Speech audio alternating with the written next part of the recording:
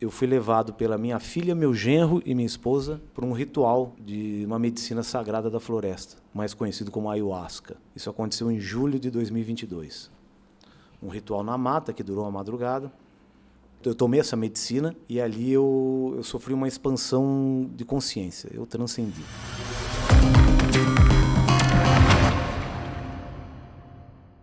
Vamos começar mais um bate-papo jurídico. Hoje eu estou aqui com o Dr. Sandro Bonock, ele que é advogado e já fez algumas transições de carreira, e o assunto de hoje é mudança de carreira. Dr. Sandro, por favor, se apresente para a gente. Como vai, Rafa? Tudo bem? Bom dia, tudo bem? Bom, meu nome já foi dito, eu sou jacariense, eu sou formado em Direito, advogo há 25 anos. Sou esposo da Cíntia, uma linda professora de yoga. Sou pai da Natália, que é uma professora de inglês e uma grande escritora. E agora eu sou avô da Alma, que ela aterrissou nesse planeta aqui faz 1 ano e 3 meses, para trazer muita luz. Vamos bater nosso papo aí. Vamos lá. E hoje a gente escolheu falar sobre mudança de carreira. Você já fez algumas transições. Eu também já mudei de carreira. Fui servidor público do INSS, servidor de prefeitura e decidi largar tudo para advogar. Então vamos falar sobre mudança de carreira. Sandro, o que motiva uma pessoa, né, com uma carreira já estável, alguns anos já de profissão, a trocar? Falar assim, não, eu quero mudar, chega, quero ver outra coisa. O que motiva a pessoa? O que te motivou a tomar essa decisão?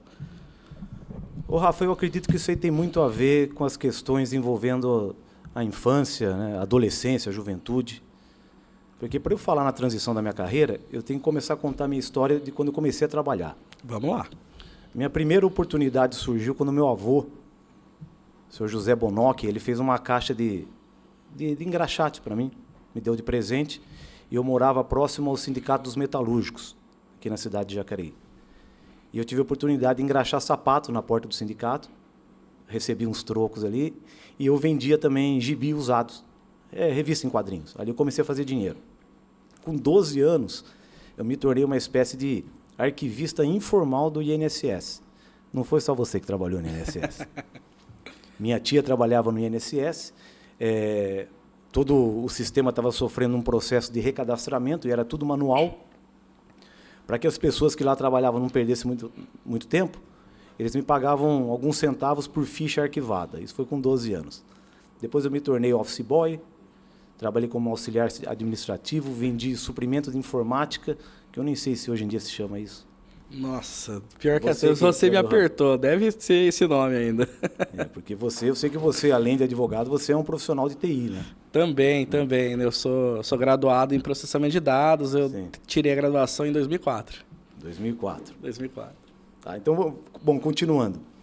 E aí eu, de office boy, fui auxiliar administrativo, trabalhei em fábrica que vendia conexões de alumínio e de aço inox. Na fábrica eu trabalhei na área de recursos humanos, no arquivo técnico, né, na engenharia. E depois eu acabei indo trabalhar com meu pai, que é egresso de uma empresa aeronáutica em São José dos Campos. Quando ocorreu a privatização da empresa, ele saiu junto com o corpo jurídico e eles formaram de forma à parte um escritório de consultoria e prestação de serviços para cuidar de todo o contencioso trabalhista dessa empresa. Nesse momento que você estava trabalhando com seu pai, você já era advogado, já estava estudando? Eu estava estudando. Eu fui trabalhar com meu pai, eu acredito que eu estava no 2º ano de faculdade. Inclusive, tem um episódio muito curioso envolvendo isso, que foi um divisor de águas se eu ia continuar ou não a minha formação. Eu fui acometido de uma doença autoimune grave e severa e eu não conseguia mais andar. E eu passei para a faculdade, em 1995, era o 2º ano de faculdade, eu ia para lá de cadeira de rodas. Tinha um grande amigo, que por coincidência é amigo seu também. Sim. Na época ele era só um colega de faculdade, o Dr. Henrique Ferini. Ele parava na minha casa, eu morava com os meus pais. Ele me pegava no colo, colocava no carro, desarmava a minha cadeira e nós íamos até a faculdade. Chegou um momento que eu não consegui mais. E eu tive que interromper os meus estudos. E é aí que você vê quem é quem.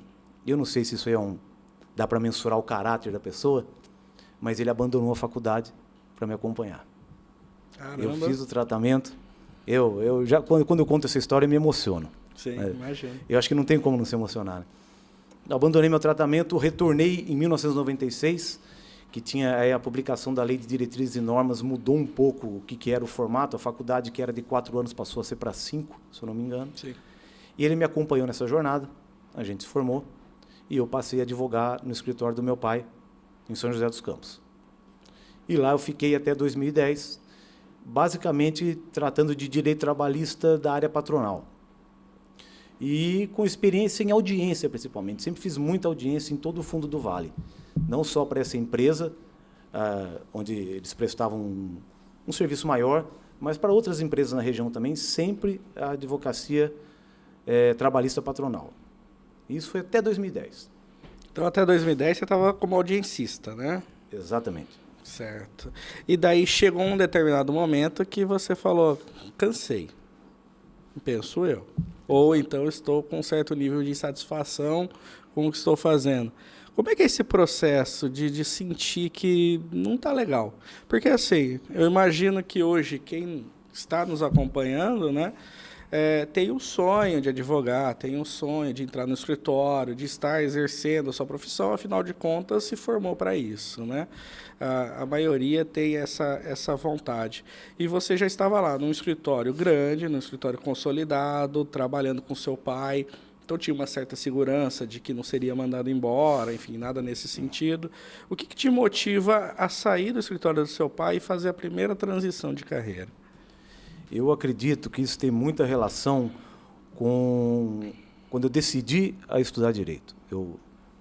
Por estudar direito, eu fui prestar vestibular, mas se você me perguntar o porquê que eu estudei direito, eu não sei te responder até hoje. Meu pai é advogado, né, como nós acabamos de falar. Eu sou um privilegiado, porque meu pai faleceu agora há um mês, infelizmente. Sim. O pouco que eu sei de direito nesses 25 anos foi o meu velho que me ensinou. E me ensinou muito sobre ética, honestidade. E o meu pai, por incrível que pareça, ele nunca impôs alguma coisa em relação aos meus estudos. Tanto é que quando eu tive aquela condição de saúde que eu quase parei de estudar, eu falei para ele que eu não aguentava mais, ele simplesmente virou e falou assim, olha, filho, com estudo não é fácil, sem estudo é pior, mas a decisão é sua. Eu já tinha entrado numa formação técnica na ITEP, em São José dos Campos, por vontade da minha mãe. Eu fui o primeiro aluno do Vale do Paraíba, de escola estadual, a entrar na ITEP sem fazer o que eles chamam de reforço, ou todinho, se eu não me engano. Eu não sei se ainda é assim que funciona.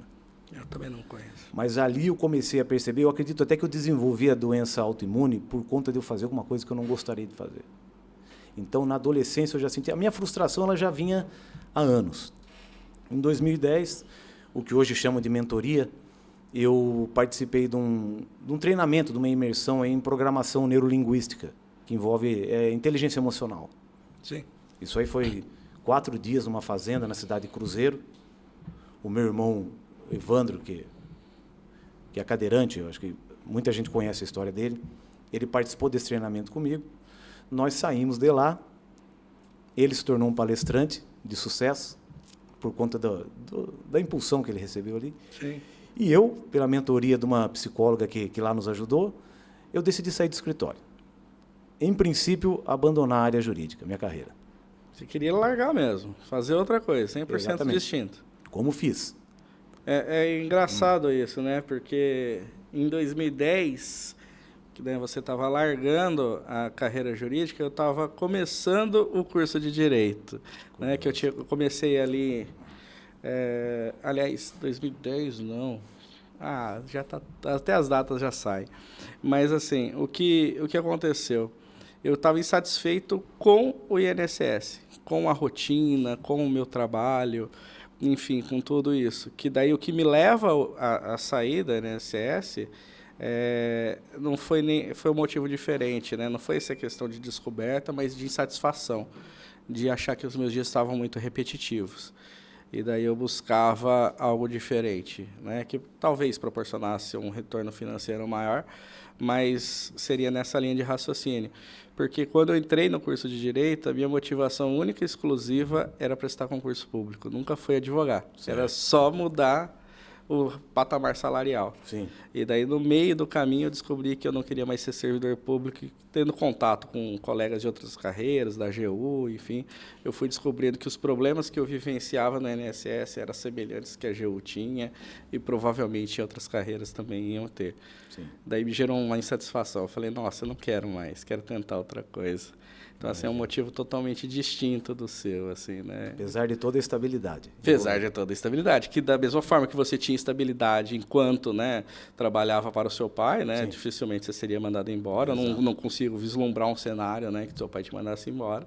Da mesma forma, eu tinha estabilidade na carreira pública, né, Sim. que já estava lá há um bom tempo. Então, é curioso isso. E como eu lhe falei que o meu pai nunca interferiu nas minhas vontades em relação a isso, quando eu decidi sair do escritório, ele não colocou nenhuma objeção. Eu acredito até que se ele tivesse manifestado a vontade dele, de repente eu tivesse permanecido. Sim. Mas fui seguir uma coisa que eu acreditava ser o meu sonho. Porque eu acredito, porque eu vivi muito tempo na casa da minha avó paterna, e lá visualizando, vivenciando, eu aprendi a cozinhar. Então eu meio que já nasci cozinheiro. E falei, é por aí. E dentro do ramo da gastronomia, eu me enveredei por diversos setores. Pizzaiolo, pastelaria, churrasco, recebia as pessoas em casa para fazer almoço. E, por coincidência, a minha esposa, minha querida companheira, ela também carrega esse dom. Então, se você for ver, pô, incrível. Vamos montar um restaurante. Mas eu acredito que faltou para mim um direcionamento nessa ocasião. Eu ainda recolhia a OAB anualmente, Sim. até que eu encontrei com um amigo de infância, que também é advogado, e ele me fez uma proposta para trabalhar com ele. Eu cozinhando, ganhando a vida dessa forma. Uma coisa que sempre me sufocou era a gravata. Gravata me sufocava muito. Então, peraí, só para a gente entender. Você sai da advocacia, vai para o ramo de culinária e aí recebe um convite para voltar, só que num outro modelo. Né? Exatamente, sim. Certo. Então, você já fez uma transição e agora está fazendo uma nova transição para voltar. Curioso. Ainda que pareça ser um retorno, né? Voltar para trás, mas não é bem isso. Não, porque é um outro modelo, uma outra proposta, né? Um outro cenário, enfim. Né? E aí você já está mais experiente, você já teve essa experiência de sair, fazer algo que tinha vontade, né? Exato. Que te brilhava os olhos, talvez, né? E voltou. É isso, né? E o curioso que é a minha frustração, o meu sufoco nesses anos todos de advocacia eram as audiências sucessivas. Saguão, sala de espera, trânsito, como eu falei, todo o fundo do vale indo, deixando de lado as refeições, não cuidando nem um pouco da minha saúde. Tanto é que hoje em dia, para mim, é muito difícil colocar uma gravata. Eu resolvi raspar meu cabelo para não precisar usar gel. Não carrego mais relógio. Sabe? Tentei ter uma vida mais liberta, mais solta. E a proposta de inverter. Em vez de eu ficar fazendo as audiências como eu fiz, tinha meses assim que eu chegava a fazer 70, 80 audiências.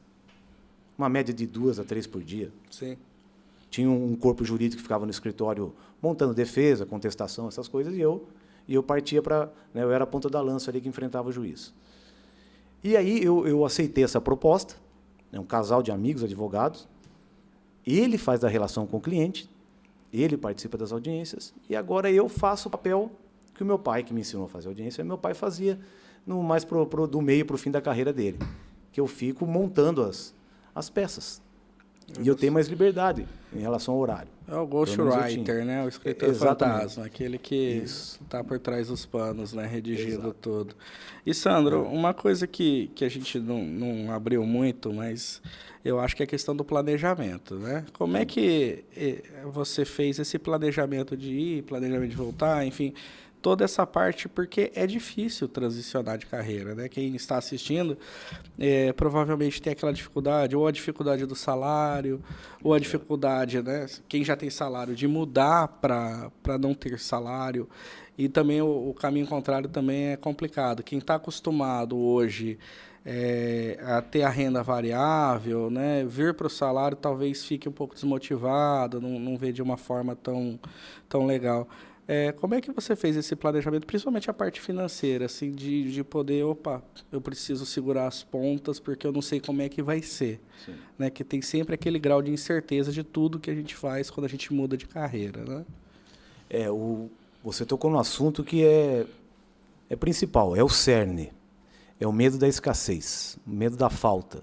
Sim. Porque na ocasião dessa transição, eu tinha uma filha de idade do ensino médio, tinha planos de mandá-la para o Canadá para estudar fora, como de fato ela foi, e isso envolvia os custos naturais, o orçamento familiar. E aí eu comecei a estudar sobre minimalismo, encontrar formas de reduzir as minhas despesas para tentar equilibrar. Hoje eu entendo que esse processo, eu entendo hoje, mas é uma coisa que veio acontecendo, né, com o passar dos anos. Eu entendi que o que eu tenho de mais valioso é a saúde e o tempo, principalmente. Então, num primeiro momento, aparentemente eu perdi financeiramente, mas eu fui ganhar lá na frente, que agora, continuando a minha história, que eu vou contar daqui para frente, você vai perceber que não é só traduzido em moeda, não é só traduzido em cifras. Sim. Que eu só ganhei com isso. Então você fez um negócio, você trocou um pouquinho de dinheiro por mais tempo e qualidade de vida. Exato. Isso fica na sua mente, está bem, Sim. tá bem claro que foi feita essa balança, né? Sim. Então vamos lá. Você falou, vamos contar um pouquinho mais, então vamos adiante na sua história, porque eu sei que você tem mais transições. Claro que eu sim. lembro disso. Sim. E essa balança, ela começou a desequilibrar novamente. É. E eu trabalhando com cozinha, trabalhando já voltando à advocacia, porque eu comecei a fazer meio paralelo isso, né? Sim. Como eu falei, eu nunca deixei a advocacia mesmo, né? E aí eu comecei a adquirir sobrepeso, não cuidar da saúde, até que um dia, quando chegou nos idos de 2017, eu tomei um susto e precisei colocar um stent no coração. Certo. Infelizmente, na verdade eu não digo infelizmente, eu digo felizmente. Porque eu estava levando uma vida, eu me propus a levar uma vida sem estresse nenhum, mas ela estava saindo do eixo. E aí eu falei, não, tem alguma coisa de errado aí. Com o stent, foi um procedimento que correu muito bem, muito suave. Dali para frente, o gatilho daquela doença autoimune da época de faculdade foi disparado. E eu não conseguia andar novamente. Eu cheguei a uma condição com sobrepeso e teria que estar utilizando aí, sei lá, por exemplo, hoje, de 10 a 12 medicamentos de uso contínuo. Falei, estava morto. Estava morto. Falei, minha vida acabou, sem expectativa nenhuma. Você sabe muito bem, porque você acompanhou esse processo. Aí eu já estava mais próximo. Você já estava mais próximo de uma tentativa de um auxílio junto ao INSS, Sim. que nós conseguimos por um período, e eu passei a vislumbrar a possibilidade quase que real de me tornar um aposentado por invalidez. Seria uma outra mudança drástica. Uma outra mudança drástica. Mas aí esse cenário ele não se concretizou, né? Não se concretizou. Não se tornou realidade, e daí veio a realidade, né? Eu estou com stent, a doença me prejudicando no meu trabalho, minha qualidade de vida não está tão legal, e daí vem outro chacoalhão e você fala, vou mudar. Como é que é isso? Aí, por conta própria, eu sempre tive dificuldade de me manter quieto nos bancos escolares. Eu fui um bom aluno, nunca tive dificuldade com prova, com essas coisas assim, mas eu acredito até que por uma questão autodidata. Porque sempre me sufocou. O ensino, esse desenho, esse método prussiano é uma coisa que nunca me agradou. Só que eu nunca consegui externar isso para a minha família. Eu acredito que eu fui guardando isso no meu corpo, tanto é que eu cheguei ao ponto de quase explodir. Enfim, diante dessa condição que você acabou de relatar, aí eu passei a estudar sobre alimentação natural. Sabe, entender o que era bioquímica, isso por conta própria mesmo, acessando as informações de internet, deixando muito de lado esses lixos informativos, mas focando no que realmente interessa. E aí eu assumi o risco de ser cobaia de mim mesmo. Eu comecei a me libertar dos medicamentos de forma gradual e fazendo teste com alimentação. Com isso eu fui eliminando peso, ganhando qualidade de vida, dormindo melhor. Eu falei, opa, eu consegui me livrar da situação que eu acreditava que seria fatal para mim. Tem vida nova vindo aí. Tem muito a se fazer. É curioso isso, né? Porque fica bem claro assim que a sua motivação sempre é qualidade de vida, né? Sempre é saúde, enfim, ter tempo. O tempo, como você já falou, é um fator primordial. E hoje eu vejo assim muitos colegas advogados, e eu me incluo dentro dessa categoria, que estão sempre estressados, acima do peso,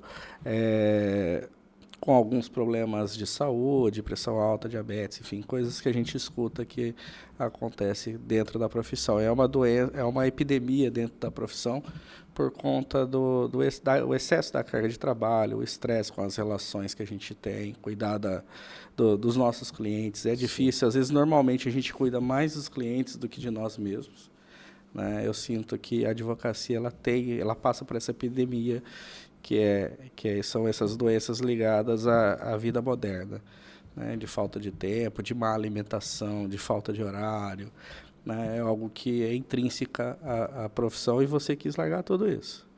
Sim. E daí mudou de carreira de novo. Porque daí quando você chega nesse momento, e aí eu acompanhei um pouquinho da sua vida, você simplesmente dá uma guinada e decide fazer outra coisa.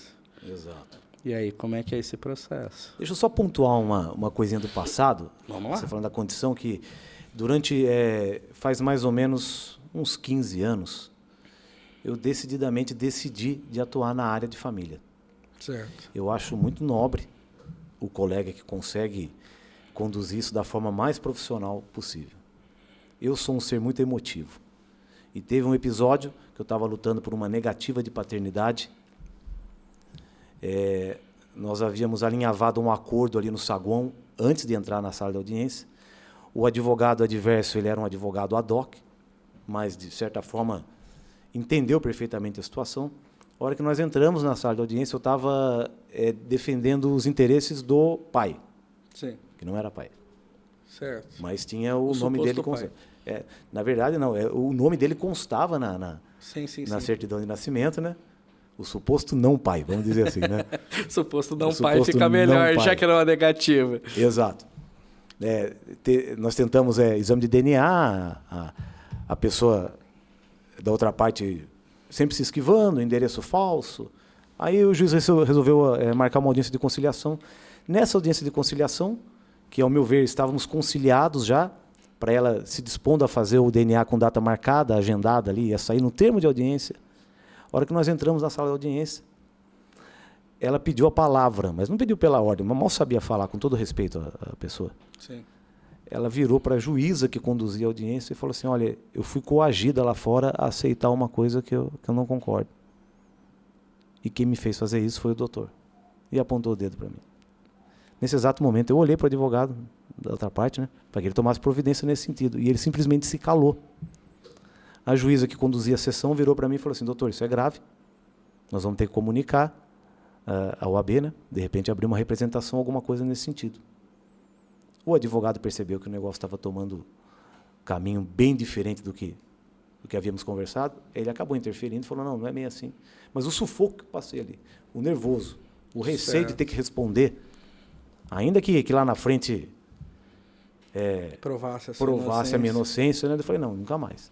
Eu nunca mais fiz direito de família. Foi um estopim para mudar de área, né? Foi um estopim.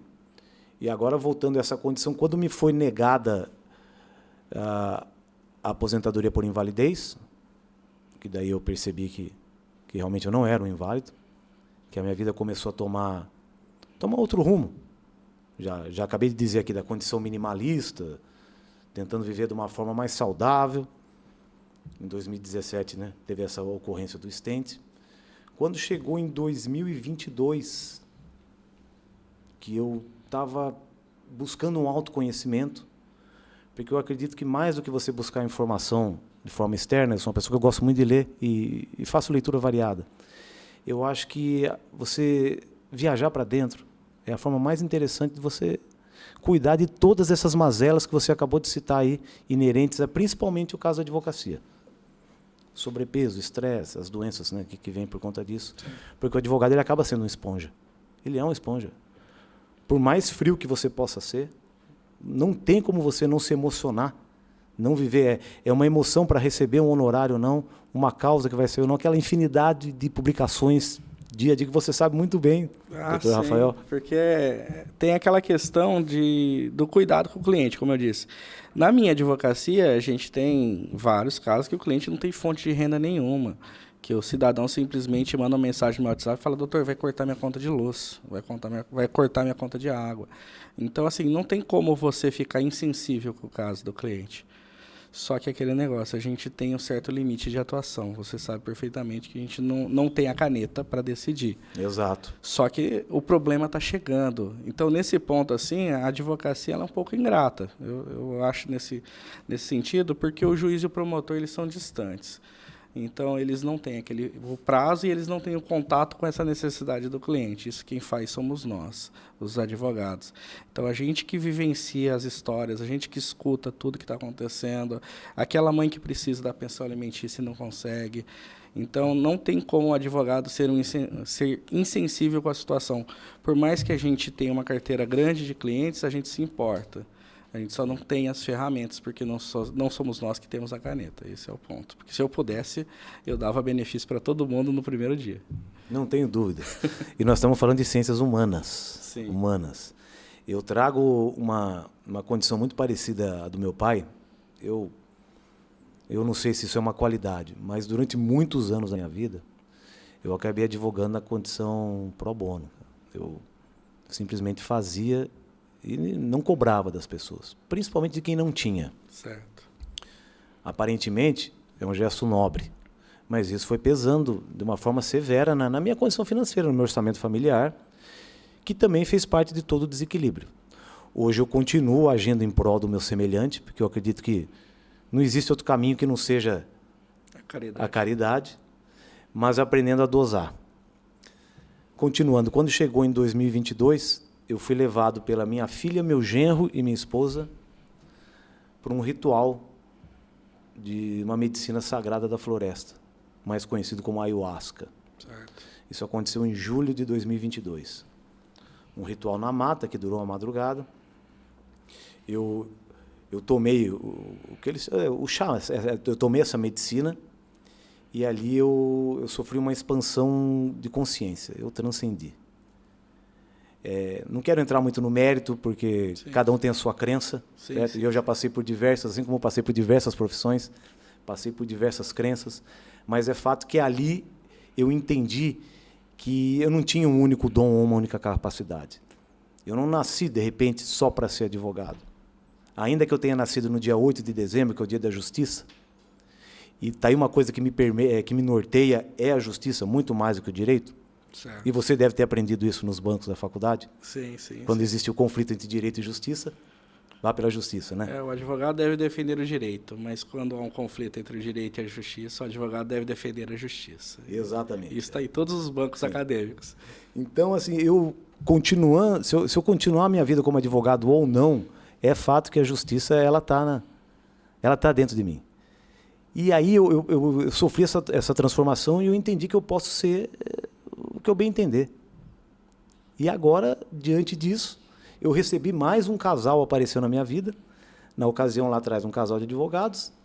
E agora um casal, há 2 anos, logo depois do ritual de ayahuasca, um casal que é proprietário, eles são diretores de uma corretora de seguros bem conceituada no Vale do Paraíba. Certo. E me fizeram uma proposta para trabalhar com seguros. E aí agora a gente está falando de uma nova mudança, de algo sim, totalmente diferente. Mas assim, até então, todas as motivações que você trazia era qualidade de vida, saúde e tal. Agora tem algo um pouco mais espiritualizado nessa nova transição, em que você se descobre com a capacidade de tentar coisas novas e não por motivações que já existiam, né? Sim. É uma nova transição. E aí? 2 anos para cá, o que você diz dessa nova função, dessa nova profissão? Como você se sente recomeçando agora pela 3ª ou 4ª vez? Né? Já até perdi as contas. Ainda é muito incipiente, muito inicial, são só 2 anos. Lembrando que a última coisa que eu vendi na vida, além dos gibis usados, sei, lá com 10, 11, 9 anos, eu havia vendido suprimento de informática. Papel, que é coisa que mal se usa hoje em dia. Então é um grande desafio, mas eles enxergaram em mim a capacidade de trabalhar nessa área. De agregar valor. De agregar valor. E a minha mãe, em conversa com meu pai, eu vim a saber isso há pouco tempo, que ela já vislumbrou a possibilidade de eu trabalhar na área de seguros. Só que ela nunca tinha dito isso para mim. Sim. E, coincidentemente, apareceu essa proposta. Eu já enxerguei as minhas capacidades diante desse episódio da medicina da floresta. E eu continuo mantendo a mesma qualidade de vida. Eu tenho liberdade de horário para trabalhar advogando, no formato que eu assim decidi e escolhi, na parceria com o Dr. Evandro, Certo. meu grande amigo e parceiro. E agora, com o Tiago e com a Priscila, eu consigo conciliar sem deixar de lado a minha saúde, né? Obedecendo o que a gente chama de ritmo circadiano, me alimentando bem. Eu entendi que a pessoa mais importante da minha vida não é a minha netinha, não é a minha filha, não é a minha esposa, a minha mãe, ou quem quer que seja. A pessoa mais importante da minha vida sou eu. Sandro, e qual que é a sua idade atual mesmo? Eu tenho 50 anos, agora dia 8 de dezembro vou completar 51 anos. Legal. Então, quando você fez as primeiras transições, você era mais jovem, tinha uma vida inteira pela frente, tinha mais tempo para errar, se arrepender e recomeçar. Hoje a gente está falando de você aí com 50 anos, que muitas pessoas podem te achar velho. Sim. E falar que você está velho para fazer esse movimento, que talvez o mais seguro era permanecer da forma como você ganhou a vida toda. O que você pensa a respeito disso, da parte etária, de ser ou não velho para recomeçar, para tentar coisas novas? Nessa transcendência, nesse encontro com o divino, com o que quer que seja, eu entendi que eu não tenho idade. Que o medo, de uma forma geral, o medo ele é a arma mais poderosa da humanidade. Muito utilizado aí pelas religiões, pelas escolas, né? Pelas estruturas hierárquicas. E eu simplesmente perdi o medo.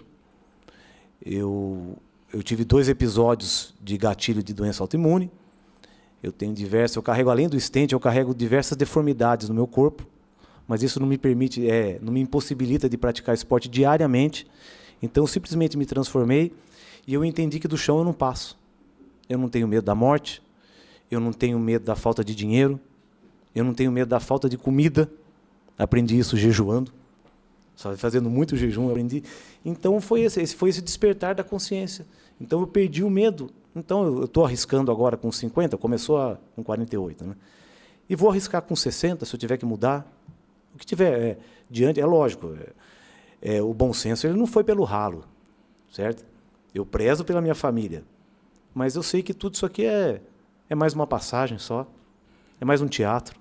E para quem hoje está pensando em mudar de carreira, Sandro, não importa se ele é jovem, se ele tem mais idade, enfim, alguém que talvez está vendo nosso podcast aqui, esse episódio, e está pensando nisso, o que você poderia aconselhar essa pessoa?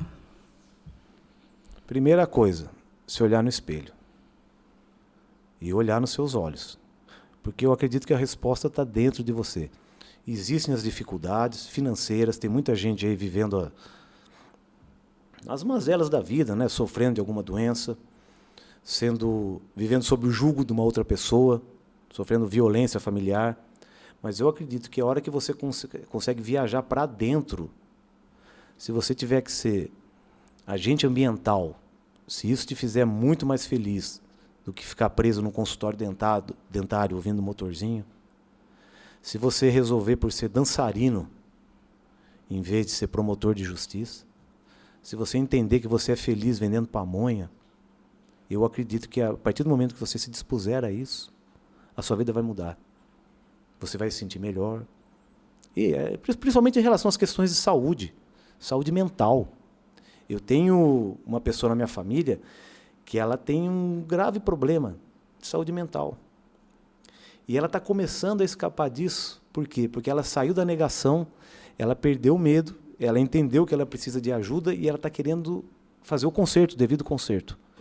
E como é que ela está fazendo isso? Se voltando para dentro. Eu não estou aqui para polemizar as estruturas familiares, as igrejas, as escolas, ou o que quer que seja. Mas quem sabe o melhor para você não é o seu pai, não é a sua mãe, não é a sua esposa, seu marido, quem quer que seja. É só você. Não escute ninguém. Escute seu coração. Olhe no espelho, no fundo dos olhos, dia a dia, que ali virá a resposta. Pelo menos foi assim comigo. Não, muito legal, Sandro. Eu falo que a sua história ela é inspiradora e eu espero que inspire quem está nos assistindo. E daí a gente conseguiu aqui contar um pouco e falar sobre como que é esse processo, né, na prática, de quem já foi, voltou, enfim, quem realmente tá se reinventando durante a vida. Então, assim, foi bem legal. Eu agradeço você ter vindo desde já contar a sua história, né, abrir o livro da sua vida. E eu vou abrir o espaço agora para você se despedir. Tá, muito obrigado. Em primeiro lugar, eu é que tenho que agradecer, porque é muito difícil a gente passar muitos anos da vida, como eu passei, medindo as minhas palavras, tentando viver uma personalidade que não cabia a mim, que isso me levou a todas as condições que eu acabei sofrendo.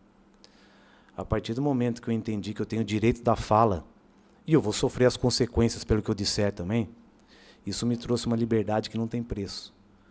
Porque o que fica preso em mim, o que não sai pela minha boca, acaba atingindo meu coração, meu fígado, meu rim, meu pulmão, seja o que for.